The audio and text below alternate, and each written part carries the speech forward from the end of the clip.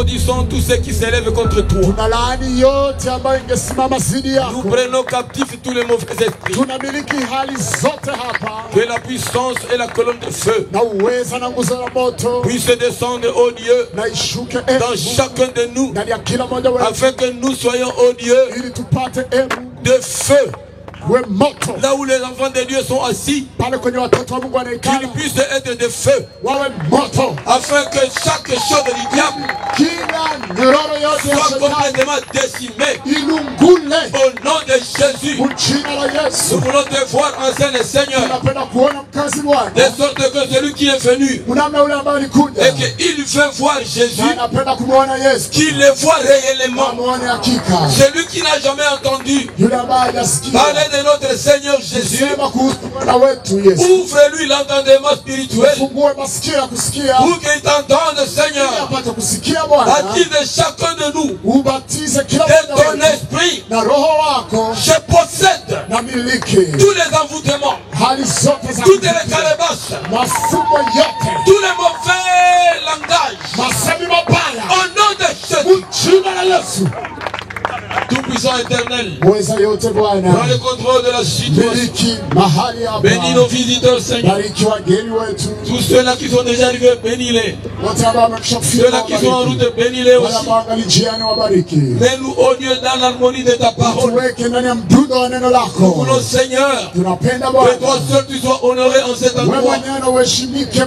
Mets chacun de nous des côtés. Pour celui que tu mettras en service, mets-les des côtés, Seigneur, et que ton nom seul soit honoré. Nous croyons que tu le feras, Seigneur. Nous nous attendons à toi, parce que je sais que les malades en cet endroit, ils seront guéris. Les affligés seront consolés. Ceux-là qui n'ont pas vu Jésus, ils le verront. Même parmi les enfants de Dieu qui n'ont pas encore été remplis du Saint.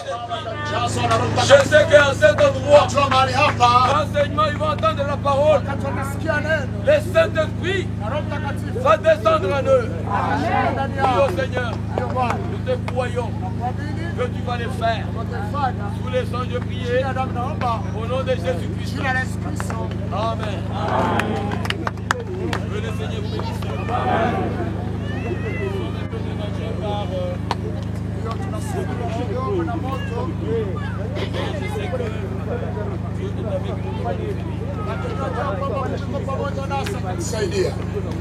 Alors nous lisons dans les Saintes Écritures.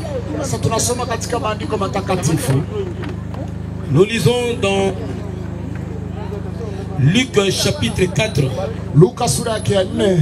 Et nous commençons à partir de son verset 18. Aimé va lire rapidement. L'Esprit du Seigneur est sur moi, parce que il m'a oint pour annoncer une bonne nouvelle aux pauvres. Il m'a envoyé pour guérir ceux qui ont le cœur brisé, pour proclamer aux captifs la délivrance et aux aveugles le recouvrement de la vue, pour envoyer libres les opprimés, publier une année de grâce du Seigneur. Amen. Que le Seigneur te bénisse à la lecture de sa parole. Et nous vous demandons de vous asseoir. Nous n'avons plus suffisamment de temps. Il était prévu que la prédication commence à 14 h. Normalement, à ce moment ici, nous serions déjà dans la deuxième étape d'aujourd'hui. Mais le temps nous a fait défaut. Voilà pourquoi nous commençons un peu en retard. C'est dont nous nous excusons. Alors je vais présenter nos visiteurs qui sont déjà arrivés. Et je demanderai au pasteur Clément de se mettre debout et de se présenter devant le public.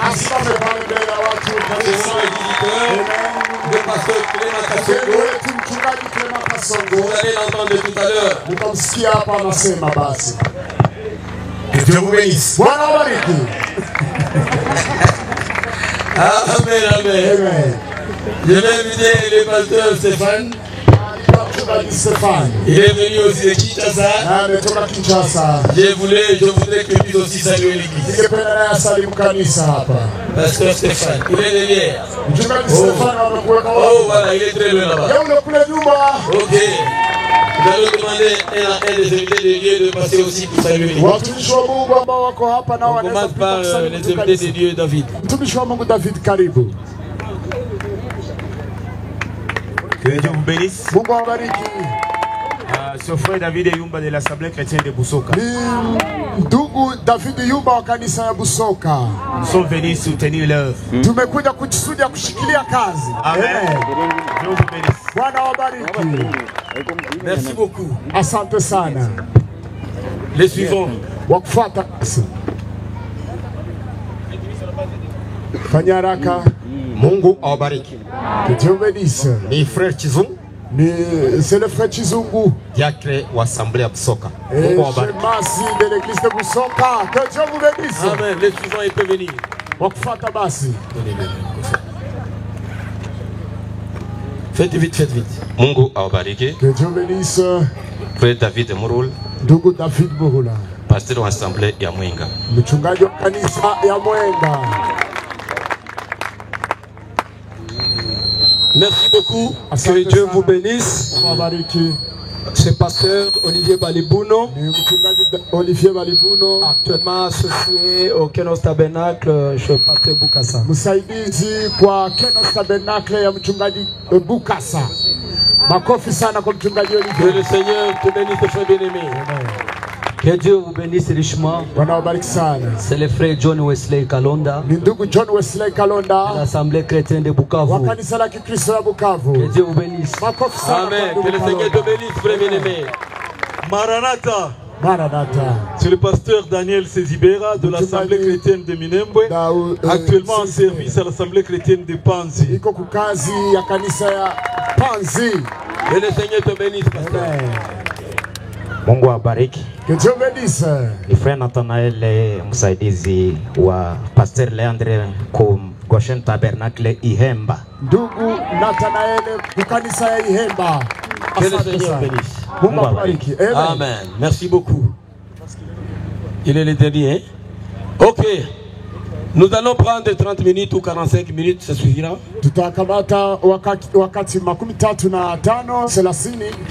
Avant que nous puissions laisser aussi la place au pasteur Clément pour nous chanter et nous mettre encore en ébullition. Nous allons voir la délivrance totale.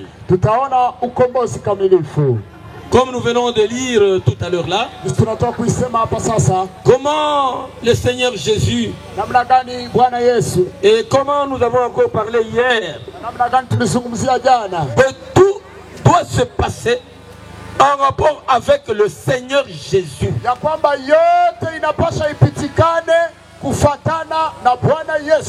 C'est lui et lui seul qui renferme l'espace, qui renferme la terre, qui a tous les plans de Dieu. C'est lui le Seigneur Jésus, le Jéhovah de l'Ancien Testament, qui est le Seigneur Jésus du Nouveau Testament. Et c'est de lui dont nous parlerons ce soir. Est-ce que vous l'aimez? Est-ce que vous aimez Jésus? Alléluia! Que tout celui qui aime Jésus puisse applaudir. Alléluia! Et voilà, nous sommes dans Luc chapitre 4. L'accomplissement de la prophétie de Ésaïe chapitre 61. Quand le prophète parle, l'on peut croire que le prophète est en train de parler d'une quelque que situation de maintenant. Unaweza wazia kwamba nabii anazungumzia hali ya hapa sasa.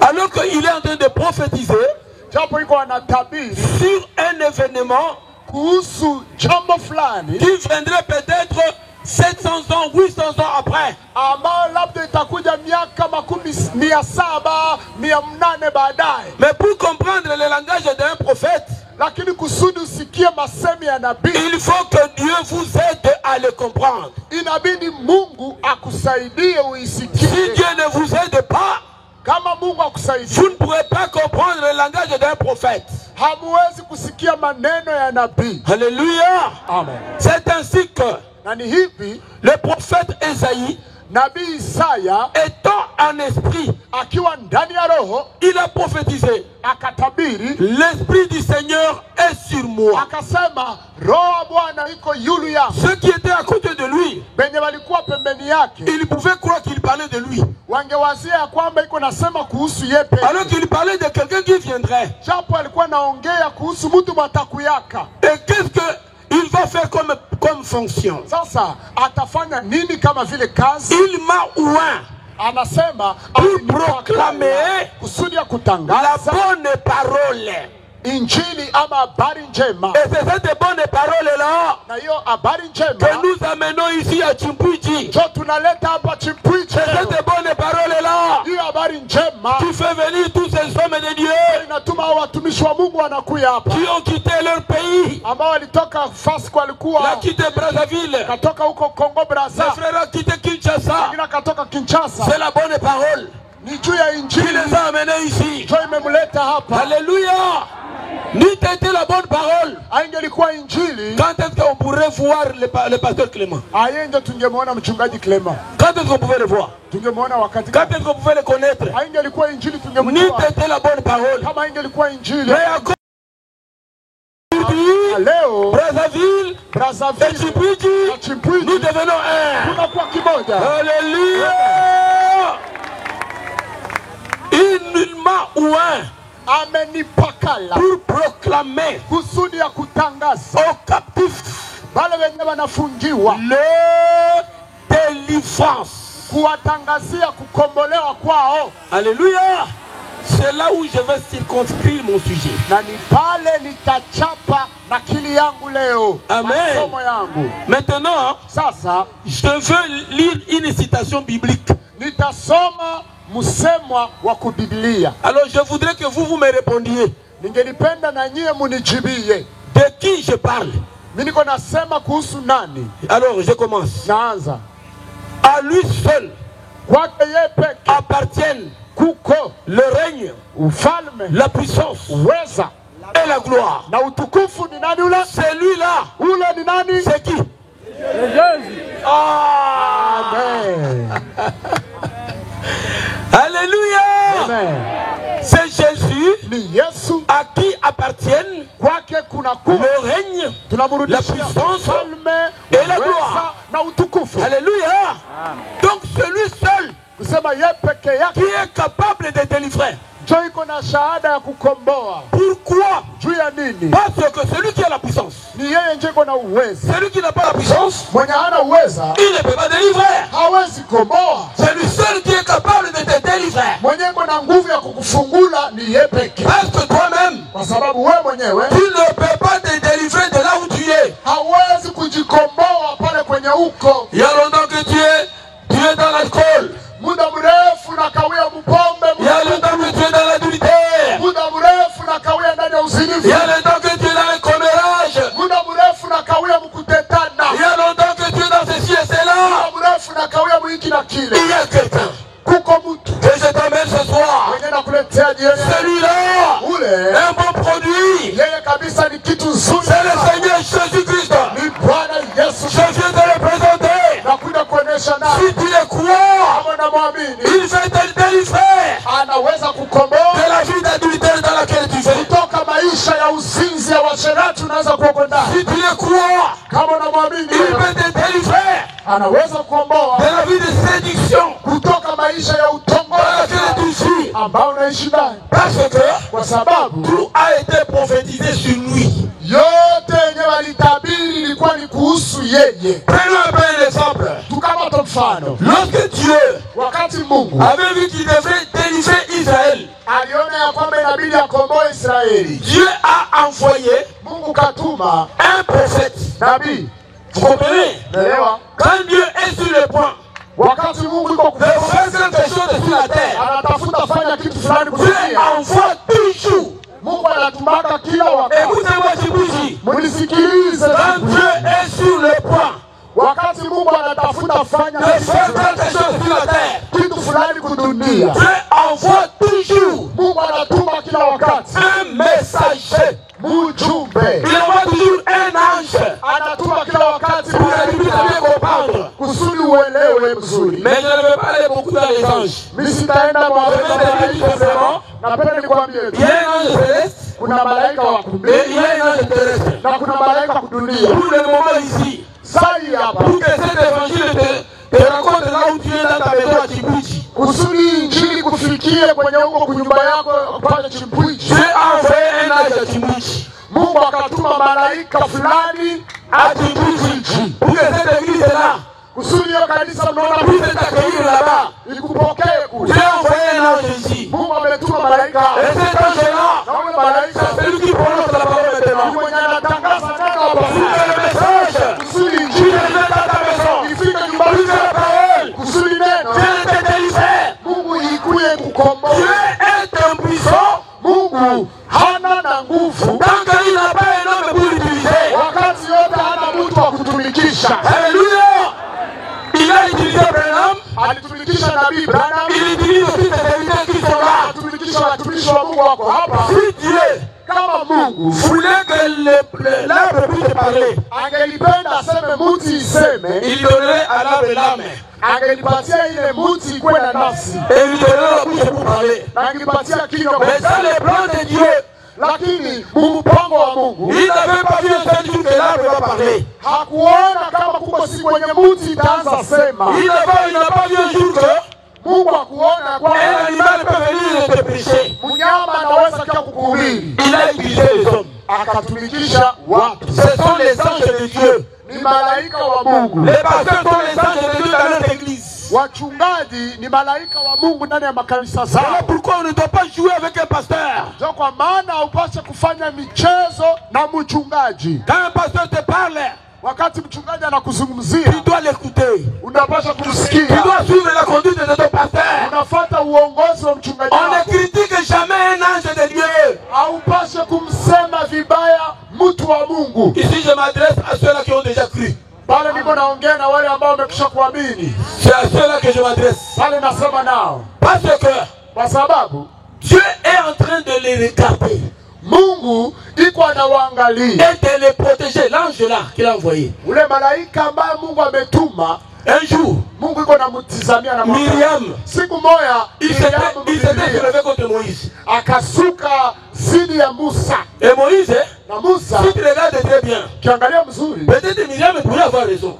yawezekana Miriamu angelikuwa na sababu, Peut-être Myriam pouvait avoir raison. angelikuwa na sheria, Avec Moïse, kwa sababu n'est Musa pas parti chercher une femme en Israël. tu Musa kwenda kaoa Muisraeli. Moïse est parti chercher Musa ni une femme païenne, une éthiopienne. wa Ethiopia. Et Marie Na Maria, a dit, mais pourquoi tu as fait ça? Miriamu akasema, jua nini ulifanya? Tu n'as pas vu les femmes ici? Au kuona wanawake hapa Comme toi avec ta bouche. kama vile na wewe na kinywa yako. Quand le pasteur parle, Wakati mchungaji anasema, tu veux commencer à redire. unapenda kuanza sema tena upya. Tu veux commencer à critiquer. Unapenda ushiriki. Regardez ce que Myriam était devenue. Angalia ile Miriamu ilimfikia nini? Qui connaît la suite? Nani anayo habari? Myriam a été frappée de lèpre. Miriamu akakuwa na ukoma kumwili. Attention, attention. Kumbe Ne parlez pas du mal des pasteurs. angalisho, Ne parlez pas du mal des serviteurs de Dieu. wachungaji watumishi wa Mungu mubaya. Ça ne se limite pas là-bas. Ne parlez pas du mal des gens qui sont remplis du Saint-Esprit. Usiwaseme vibaya watu ambao wamejawa na Roho Mtakatifu, Parce que kwa sababu tu risques de rencontrer leur Dieu dans ton parcours. unaweza kutanana na Mungu wao munjia yako. La Bible dit ceci. Biblia inasema hivi, Tu peux dire à Jésus, Jésus du mal. Quand Jésus était encore sur la terre, il n'y a pas de problème. Mais lorsque le Saint-Esprit descendra sur les hommes, parler du mal du Saint-Esprit, tu blasphèmes. Alléluia. Ici, je sais que ceux qui n'ont pas encore cru le message ne comprennent pas. Dans la campagne, nous nous adressons et à ceux qui ont déjà cru et à ceux-là que nous appelons aussi à Christ. Alors je suis dans l'Exode. Lorsque Dieu a vu son peuple sous l'asservissement de Pharaon, Dieu a appelé Moïse. Il a dit à Moïse, je te confie un message. Prends le message. Va chez Pharaon. Va lui dire qu'il laisse mon peuple aller me servir dans le désert.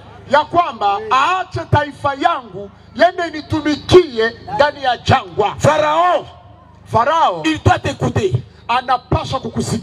Et Moïse lui a dit, et maintenant si on me posait la question, quel est le nom de ce Dieu-là qui t'a envoyé? Qu'est-ce que je leur dirais? Et dans Exode chapitre 3, tel que nous l'avons encore vu hier, Dieu va dire à Moïse, va dire au peuple d'Israël et à Pharaon, le Dieu là qui s'appelle Jésus, c'est celui-là qui t'envoie. Alléluia. Nous avons vu encore que dans Jean chapitre 8 ou 6 comme ça, Jésus, quand il est venu, il a rencontré le peuple d'Israël et il leur a dit, avant que votre père Abraham ne soit, moi je suis. Alléluia. Si les gens qui savent parler français peuvent très bien faire la liaison grammaticale, normalement, ça devrait être avant que Abraham, votre père, ne soit, moi j'étais. Normalement c'est ça les Français. Un jour j'avais rencontré une femme, une intellectuelle et tout fait. Elle m'a dit votre Bible est là, a beaucoup de fautes de français.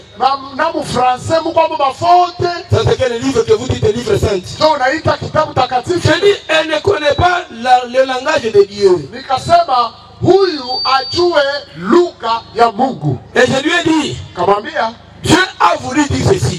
Avant que Abraham ne soit, moi je suis, c'est tout. C'est ça ce qu'il a voulu dire. Toi crois seulement ça. Il ne faut pas interpréter autrement. La Bible, c'est un livre où il ne faut ni ajouter, ni augmenter, ni retrancher. Lisez la Bible et laissez-la telle qu'elle est. Dieu veut dire ce qu'il veut dire. Alors, Dieu va donner deux signes à Moïse. Il va dire à Moïse, voici le premier signe. Jette les bâtons que tu as sur la terre. Et les bâtons s'est transformé en serpent. Moïse a eu peur. Il lui a dit, n'aie pas peur. Va ramasser encore. Il a ramassé par la queue. Le bâton s'est retrouvé encore comme les bâtons normaux. Il dit, c'est le premier signe. Le deuxième signe, il dit, mets ta main dans les aisselles. Et quand Moïse a sorti, Na wakati Musa alitosha, c'était la lèpre. ikawa ukoma. Il dit n'aie pas peur. Sema usiogope. Prends encore les bras de ta main. Kamata tena mkono wako. Retourne dans les aisselles. Rudisha mwili kwapa. Il a retourné dans les aisselles. Rudisha mwili kwapa. Sa main était encore propre. Mkono wake ulikuwa tena safi. Il lui a dit, Kamwambia, vas-y. wende. Si Pharaon Kama Farao ne t'entend pas hakusikii à la fois du premier signe, kusauti alama ya kwanza, il t'entendra atakusikia à la fois du deuxième signe. kusauti alama ya Donc pili. les signes peuvent parler. Amen. Ni kusema alama inaweza ongea. Un signe a une voix. Alama ina sauti. Alléluia. Alléluia. Écoutez-moi bien. Msikie vizuri. Dans ce temps de la fin, Mwa hiki kizazi ya mwisho, Dieu a voulu démontrer Mungu alipenda aoneshe c'est ce qu'il avait fait avec Moïse. ya kwamba kile ambaye alifanya Musa Il peut le faire aussi maintenant. anaweza kuifanya hasa. Il a appelé un homme Akaita mtu qui n'a jamais étudié, mwenye hayawahi qui n'a kusoma, pas un niveau intellectuel. hana na masomo. Cet homme de Kentucky, Huyo mtu wa Kentucky son nom c'est William Marion Branham. ni nabii William Marion Branham. Il a appelé, Akamwita, il lui a dit, akamwambia, comme j'ai envoyé Moïse sisi nilimtuma Musa en Égypte, Misri. prends Égypte, considère Égypte Uangalie Misri comme étant Chimbwich. kama vile niseme chimbwichi sana. Comme j'ai envoyé Moïse Kisi nimemtuma Musa en Égypte huko Misri avec deux signes, akiwa na alama mbili, toi aussi, na wewe pia je t'envoie à Chimbwich na kutuma chimbwichi avec deux signes. na alama mbili. Alléluia.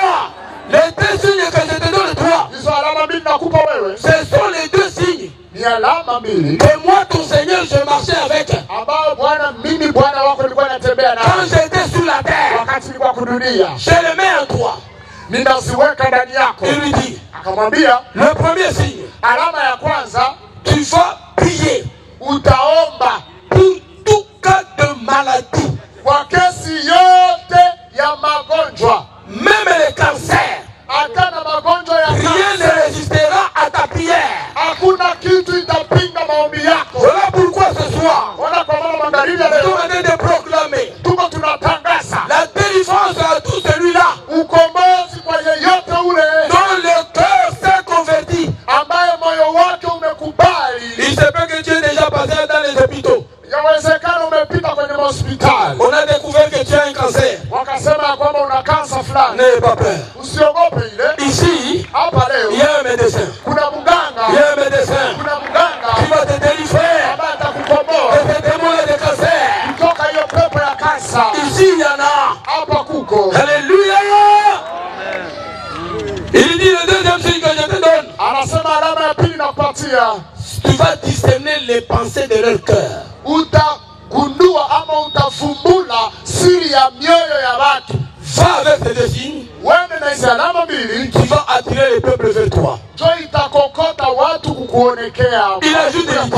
Anaongeza anasema, Si tu restes sincère kama unabakia mwenye moyo ikuwa kwenye mstari à ce message que je te confie, kwa hii ujumbe bila kupatia, rien ne résistera devant toi. hakuna kitu itapinga. Rien ne résistera. Hakuna kitu. Mes frères, je vous apporte un message puissant. Ndugu, nawaletea ujumbe wenye nguvu. Un message très puissant. Naleta ujumbe ambao ina uweza sana. Un jour, Siku moja j'ai fait une visite ici à l'hôpital de Panzi. nikatembea hapa kwa hospitali ya Panzi, Et j'ai visité là-bas les gens les malades. nikaenda tembelea wagonjwa pale, J'ai rencontré un homme là-bas nikakutana na mwanaume mmoja pale qui était sur l'article de la vie et de la mort. ambaye alikuwa kukesi ya kufa na kupona. Et il avait des machines qu'on mettait sur lui. Walikuwa wanamuweka hako vimashini Il coulait des sang partout. alikuwa anatoka damu fasi yote, Dans les nez, mapua, dans les oreilles, hiyo dans la bouche, kinywa, partout. fasi yote. Il n'avait plus d'espoir pour lui de vivre. Tumaini kwake kwa kuisha ikukuwa tena. Quand il a entendu que j'avais prié pour un frère qui était dans cet hôpital, Siku alisikia kwamba niliombeaka ndugu mmoja alikuwa mwenye hospitali, il a envoyé sa mère venir me chercher. akatuma mama yake tu kunitafuta. Pouvez-vous aller l'appeler? Unaweza enda ita ule Il baba vient aussi prier pour moi. akia niombee na mimi. Je suis allé. Nikakuja Je lui ai demandé, akamwomba, est-ce que tu crois au Seigneur Jésus? unaamini Bwana Yesu? Tu crois que le Seigneur peut aussi te délivrer? Unaamini kama Bwana Yesu anaweza kuomba na Il wewe? a dit, je crois. Akasema ndio, na Et je lui ai dit, tout est possible à celui qui croit. yote inawezekana kwa yule ambaye anaamini. Comme il avait cru, Jinsi aliamini, je lui ai posé les mains. nikamwekea tu Au mikono. nom de Jésus, Sema mjina la cette Yesu, démon de cancer, wewe pepo Au nom de Jésus, je vous assure, le lendemain, on m'a appelé. Où est-ce que tu es? Je vais arriver chez toi. Il est venu chez moi là. On a débranché tout. Et les docteurs lui ont donné la sortie. C'est même Dieu là. Et présentement ici, il peut te délivrer de la maladie dans laquelle tu es. Alléluia. Un autre jour, j'ai quitté l'église ici. Écoutez-moi, vous les peuples de Chimbouichi. Vous qui m'appelez brigand. Moi je ne suis pas brigand. Moi je suis un chrétien. Je prêche Jésus. Je prêche le Seigneur Jésus. Je prêche la Bible. De Genèse d'Apocalypse. C'est ça que je prêche. Je ne suis pas brigand moi. Écoutez-moi bien. Elle est dit la seule là. Qui ne sont pas venus. Peut-être ils entendaient parler de ce pasteur. Ils entendaient parler de ce pasteur de loin. Venez l'écouter maintenant. Hier, je vous ai encore invité ici. Je ne veux pas que nous allions dans mon église. Parce que vous dites là-bas, j'entends ce que vous dites. Que cet homme-là a un aimant. Quand seulement vous entrez, il va vous attirer et vous ne sortirez pas. Je n'ai pas voulu vous amener là-bas. Cet aimant-là marche avec moi. Marche avec moi. Alléluia. Alors je vais tout simplement que vous m'écoutiez. L'aimant n'est pas seulement là-bas. L'aimant est même ici. Si vous m'entendez seulement bien, les malins vont vous attirer. Alléluia. Un jour j'ai sorti de l'église aux environs de 13 et 14 heures. Je suis arrivé à un hôtel là-bas. Pas hôtel, un hôpital. L'hôpital de Chiriri. Je ne suis pas en train d'inventer des choses. Je vous parle des choses sérieuses. Allez poser des questions à l'hôpital de Panzi. Allez poser la question à l'hôpital de Chiriri. Vous allez voir que c'est réel. Et j'ai rencontré une femme qui avait déjà dépassé ce jour d'accouchement. Elle était déjà peut-être dans le 11e ou 12e mois. Elle était devenue toute noire. Un gros ventre comme ça. Elle ne savait plus marcher. J'avais tellement pressé que j'étais fatigué. Et on m'a arrêté. Moi je n'ai pas vu. J'avais un serviteur à côté de moi. Il m'a dit, parce que c'est toi qu'on est en train d'arrêter. J'ai mis le véhicule à côté. J'ai dit, qu'est-ce que vous voulez? Aidez-nous seulement à amener cette femme là-bas à la chambre de prière.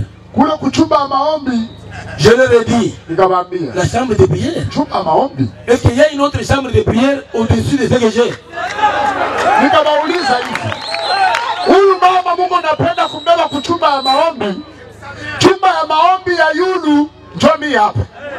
Il dit, où est cette chambre de prière? Ils m'ont posé la question. Où est la chambre de prière? J'ai dit, vous allez la voir tout à l'heure. J'ai arrêté le véhicule. J'ai ouvert la portière. Je me suis mis là-bas. J'ai dit, voilà la chambre de prière. Amenez-la ici. Et les gens étaient en train de nous observer. Nous étions comme au mont Carmel. Si Dieu est Dieu, laissez-lui qu'il puisse lui-même agir. Et nous avons dit aux gens, cette femme ici, comme tellement elle a eu la vision de nous arrêter, elle va accoucher. Son mari est venu. Comment est-ce que toi tu dis que ma femme va accoucher? J'ai dit elle va accoucher. Est-ce que tu crois? L'aimant qui est ici, il a aimanté. Lui a donné la foi. Et la femme et le papa a dit, papa parce que je crois. C'est lui il y a 2 minutes, il résistait. Quand je lui ai parlé, directement la crié. J'ai mis la main sur la maman. Seigneur Jésus, c'est toi seul qui est le guérisseur. C'est toi seul qui sait délivrer. Au nom de Jésus-Christ, sans résistance. Pour résistance, qui fait que cette femme n'accouche pas. Lâche prise, sors. Au nom de Jésus. J'ai pris la femme par ma main. Je l'ai amenée à la porte de l'hôpital. Les femmes qui étaient avec elle, les différentes femmes qui l'accompagnaient, elles ont dit mais non, allons encore là-bas. J'ai dit tout est fini. Alors je vous donne mon numéro de téléphone. Si cette femme n'accouche pas, alors allez me chercher et dites que moi je suis le faux pasteur. J'ai engagé mon ministère ce jour-là. J'ai amené la femme, je l'ai présentée entre les mains des sages-femmes. Voilà votre cliente est là. Elle est entrée là-bas. À 20h, j'ai terminé la prière en famille à la maison. Son mari m'appelle. Papa pasteur, ma femme vient d'accoucher. Alléluia. C'est Dieu là.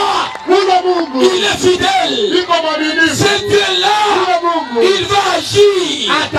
Si toi aussi, tu es sincère, avec ce que tu viens chercher ici, tu verras les dieux de Chimpwichi. Même si tu es malade, même si tu as un problème irrésolu,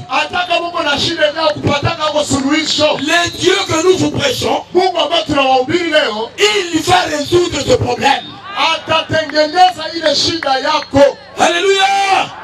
Alors, je vois Moïse aller. Il descend devant Pharaon. Il dit à Pharaon, Dieu m'envoie pour que tu laisses ce peuple aller l'adorer.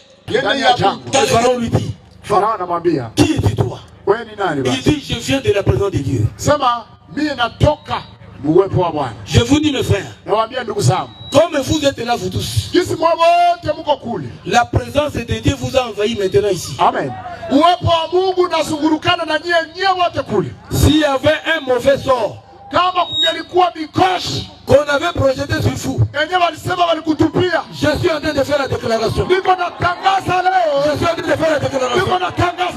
Toi témoin de mauvais sort. Toi témoin de mauvais sort. Libère les enfants de Dieu. Au nom de Jésus.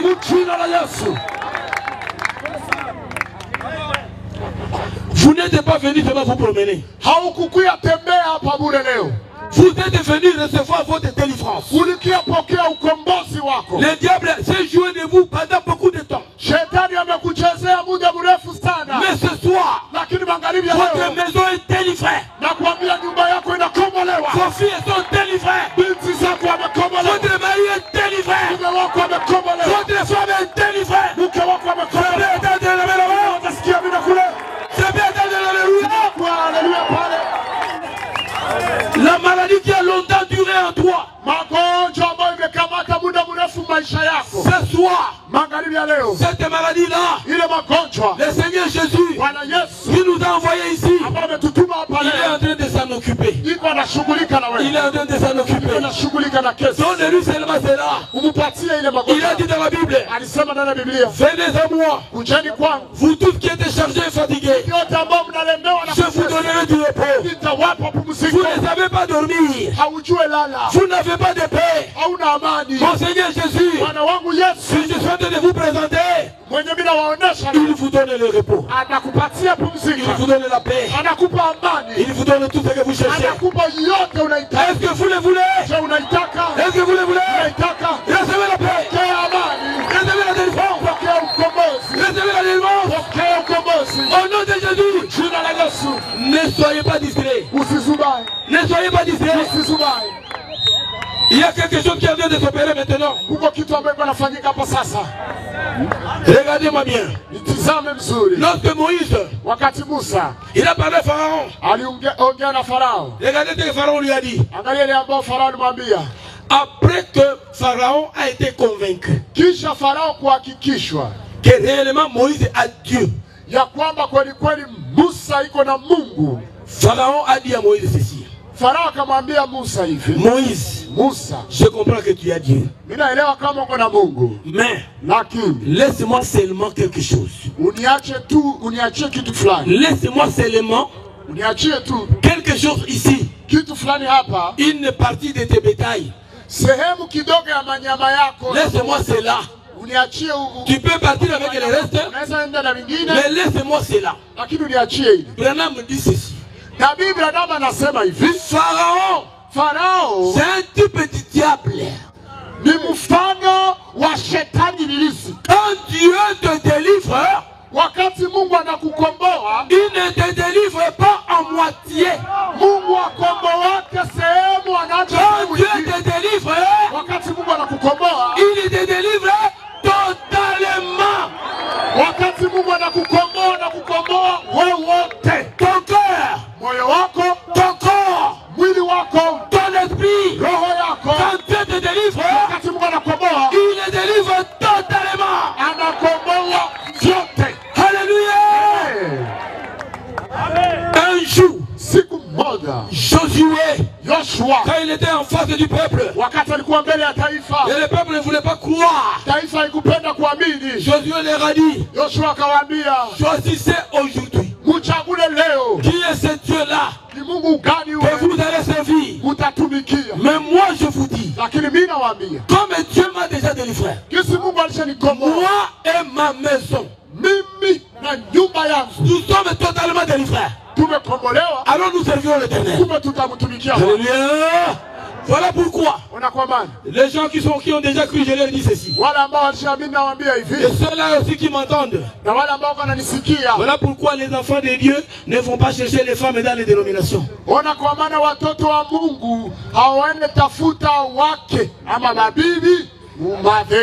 Non, non. Branham me dit ceci. Quand Dieu appelle quelqu'un, il appelle aussi sa femme. Quand Dieu appelle quelqu'un, il appelle aussi.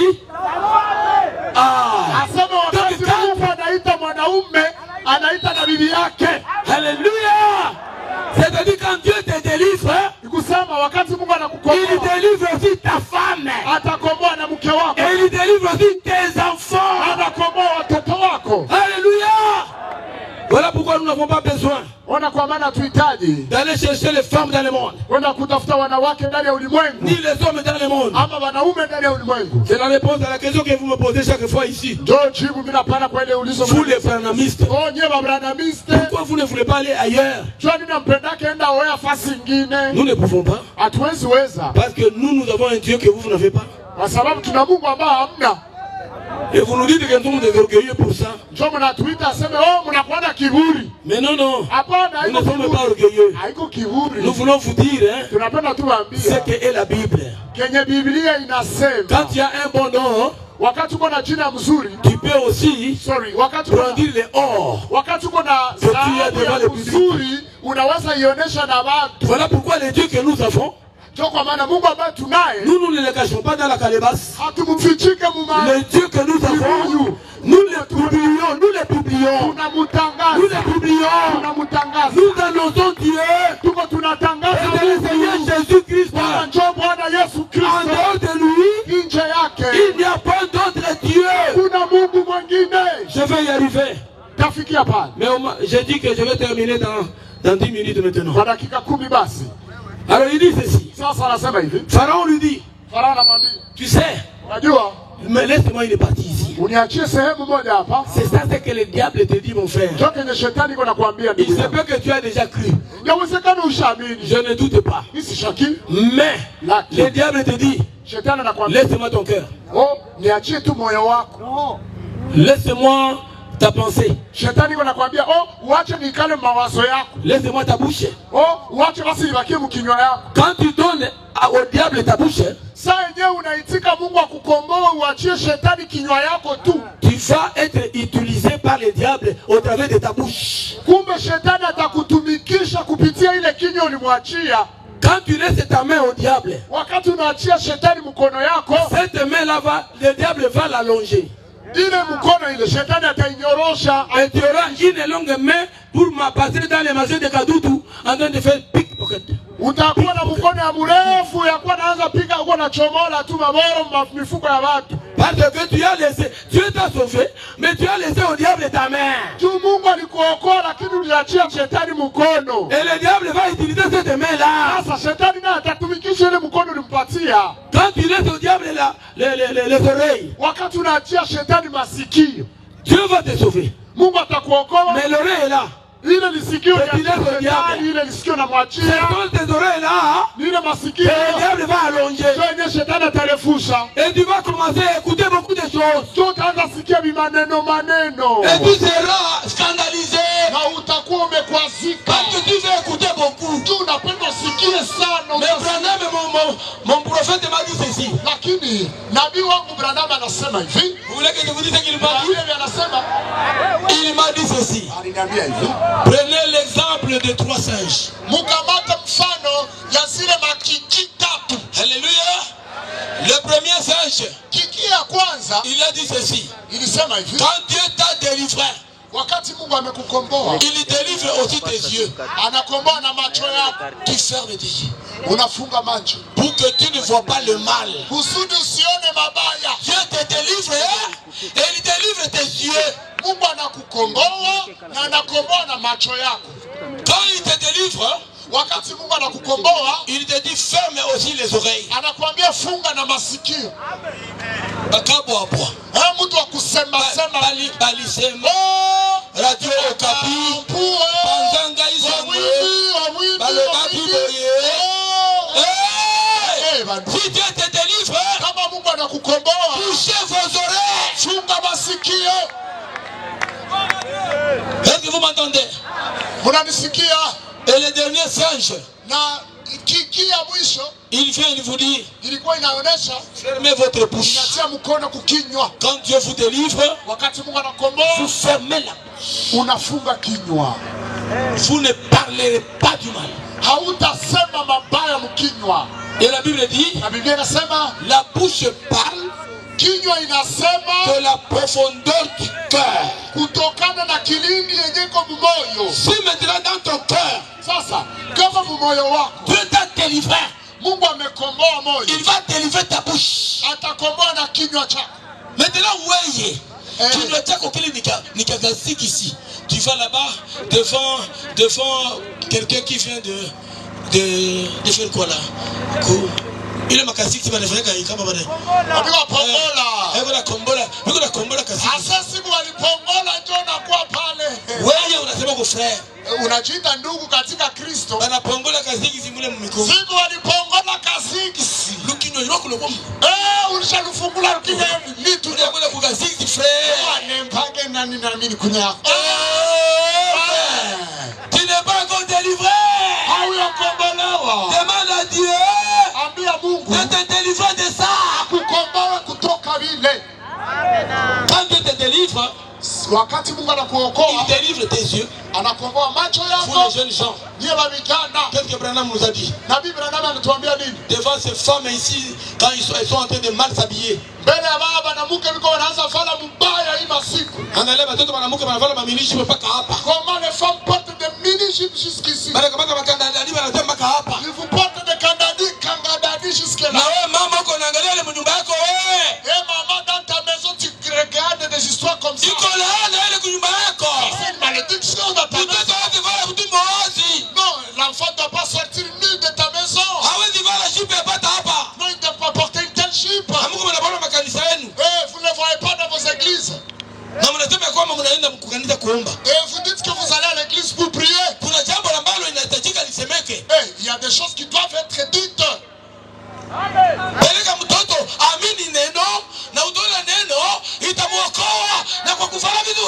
Et amène cet enfant à croire la parole et que cette parole y amène à s'habiller correctement. Amen.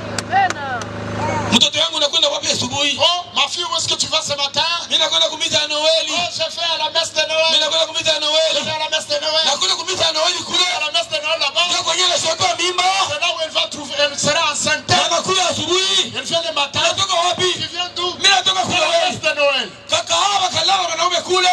C'est une prostituée, la personne a vu avec des hommes là-bas. Na anakuwa kudanganya wazazi. Elle vient tromper les parents. Acha wale mtoto nous. Je ne sais pas si après nous, Si Dieu kama kisha shie, quel genre d'enfants nous allons laisser sur la terre. tutakuwa na mtindo gani ya watoto?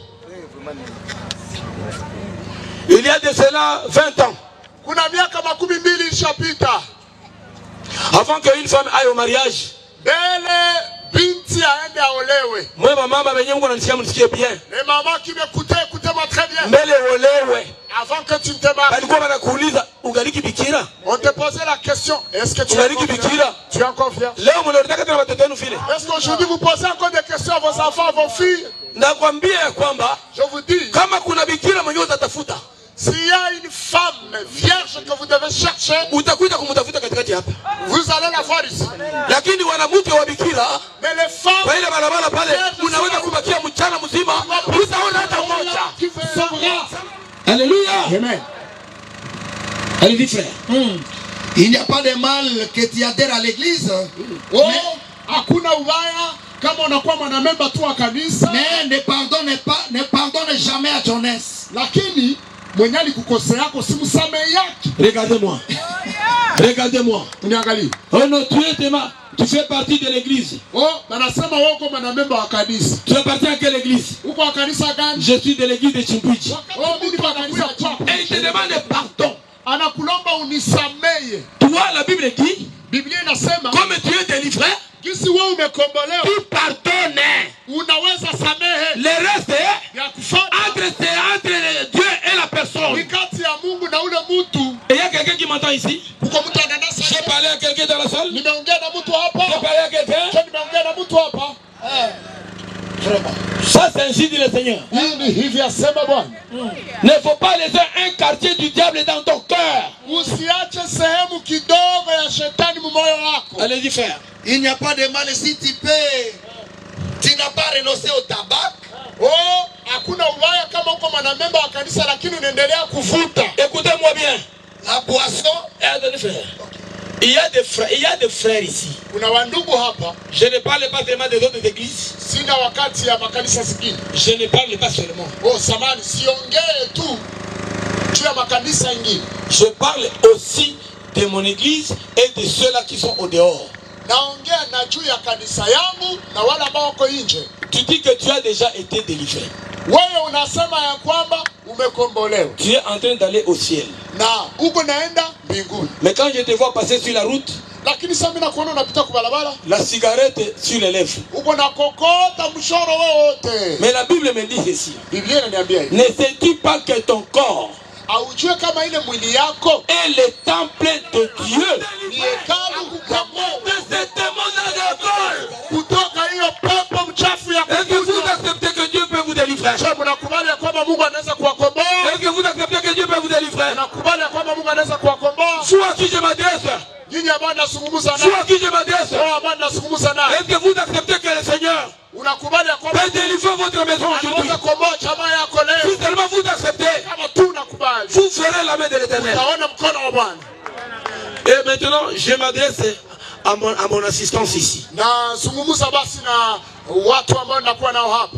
Ton frère, Wewe ndugu, tu dis que le Seigneur t'a délivré. unasema kwamba Bwana amekukomboa. Mais on te voit toujours dans la pierre. Lakini wakati kuona unakunywa pombe, Mon Dieu me le dit. Mungu ananiambia mimi, Ne regarde pas seulement ceux du dehors. usione wa nje. Mais ici, il y en a aussi Kina hapa na kuna qui sont dans la pierre. ambao kikana natumia pombe. Est-ce que tu veux que le Seigneur te délivre de ça? Unapenda Bwana kukomboa na ile De la prostitution. kutoka. Tu veux que le Seigneur te délivre de ça? Bwana kukomboa kutoka. Est-ce que tu le veux? Unaitaka? Est-ce que tu le veux? Unaitaka? Si tu le veux, Kama unaitaka, sois délivré. kumbe na kukombolewa. Un jour, Siku moja Frère Branham t'a rencontré toi ndugu Branham akakutana na wewe dans une vision. ndani ya ono, Parce que celui qui est dans l'adultère et dans la bière, il est en prison. kwa sababu yule ambaye iko ndani ya uzinifu, ndani ya pombe, iko mkasho. Et Branham a vu ça. Na nabii Branham akaona hivi, Les gens étaient dans la prison. Une prison de barres de fer. Et les gens criaient là-bas. Qui va nous délivrer? Qui va nous délivrer? C'est ton âme qu'on avait vu là-bas. C'est ton âme qu'on avait vu là-bas. Qui va nous délivrer? Et Branham est arrivé là-bas. Il a regardé les barres de fer. C'était vraiment dur. C'était difficile de les briser. Il a regardé à côté. Il a vu le Seigneur Jésus venir. Et il s'est retiré. Il croyait que Jésus allait venir pour délivrer les peuples. Jésus lui a dit, mais je vous ai déjà donné la parole, non? Moi, je suis parti au Père. Les choses que j'ai faites, vous les ferez aussi. Et vous en ferez davantage. Toi, prononce la parole. Et tu vas voir que ces gens-là seront délivrés. Et Branham a dit, par la foi, soyez délivrés. Et immédiatement, ces barres de fer là se sont déchiquetées. Et les gens ont quitté la prison. Ils ont commencé à crier.